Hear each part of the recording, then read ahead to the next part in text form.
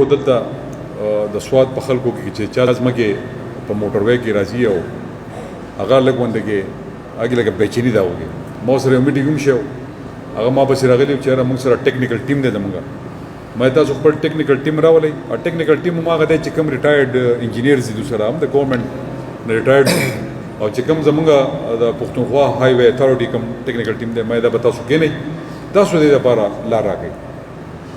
ټیکنیکل تاسو خلک یې زه ټیکنیکل سړی نه یم هغه تاسو یې چېرې څنګه تاسو جوړه کړه نو ما ته به هغه شانتي موټروی خو به جوړو هغه اپروډ پروجیکټ دی ټیکهدار هم هایر شوی دی هر څه شوي دي هغه به جوړېږي خو موږ وایو چې موږ دا سواد خلک څومره فیسیلیټیټ کولی شو د دوی څومره ځمکې بچ کېدی شي دا به بچ کوو خو د هغې سره د سواد دا پروجیکټ چې دی فیز 2 موټروی اصل کې دا د سواد موټروی دا بل چکدر وا پکارو چې ملکن وي خبره لم سواد په نوم باندې و دې سره څنګه چې تا وي پوره په هر علاقه کې الله تعالی یو پوتنشل پیدا کړی زموږ په دې ملکن کې ټوریزم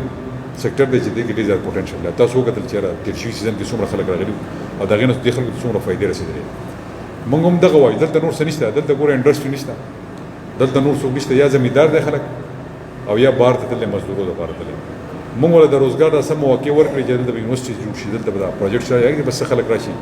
خو د هغې نه غټه دا ده چې یار د هغې د ټولو نه غټه فایده کو دې خلکو ته روزګار میلاوي او به د ټوریزم سیکټر نه میلاوي